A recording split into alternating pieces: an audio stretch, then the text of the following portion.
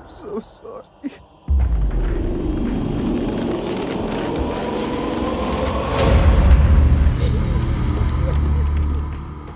There's so many people in here. Do you have room for one more?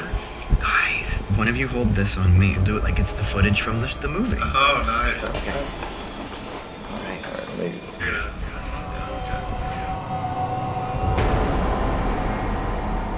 Oh my god, guys, this was so fantastic. And the cool thing about this, and tell me if I'm wrong, you don't necessarily need to watch the first one to absolutely love this one. You know, the challenge with this was making a film that would hopefully appeal both to like super diehard fans of the original who like know, you know, the legend of Rustin Parr and Eileen Treacle and all this like, you know, ancillary materials inside and out. But also for people who maybe haven't seen it, because ultimately we were making a sequel to a film that, you know, came out now 17 years ago. So we knew that was kind of part of it, and that was the challenge. But yeah, I hope it plays both for the diehard fans and for people who maybe don't know the film yet, and I hope they then go back and discover it. Now, with this one, what I remember from the first one is the actors didn't necessarily know everything that was going on and stuff. Did you do the same kind of thing here where they weren't, you know, in the loop on everything? Not exactly, but there were a lot of surprises for the actors. They were never left on their own, you know, because it was such a different technical kind of experience in the way that we filmed it.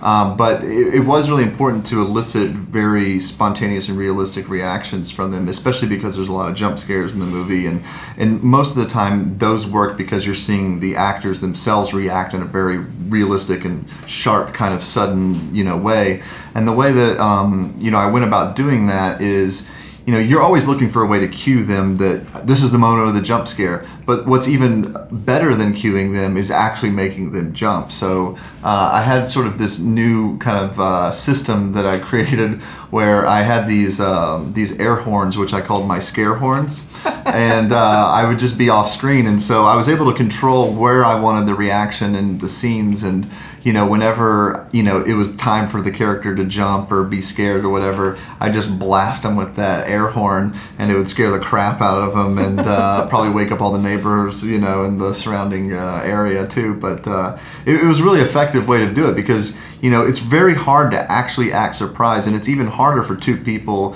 for instance, to act surprised at the exact same time. So what better way to do it than they actually, you know, surprise them? Try it. So say something. I'm going to try and act surprised, and you tell me if as a, you know, film. There you go. Is that good, or would there be a take two on that? We'd have to do a take two. See? I mean, you That's didn't. pretty good. That's pretty good. Okay. It's pretty good. And technology, you had to up the ante on technology a little bit for this one as well. I mean, they're introduced, I don't want to give things away, but there are other elements of filming in this particular film that were in the last one that I guess you had to go with.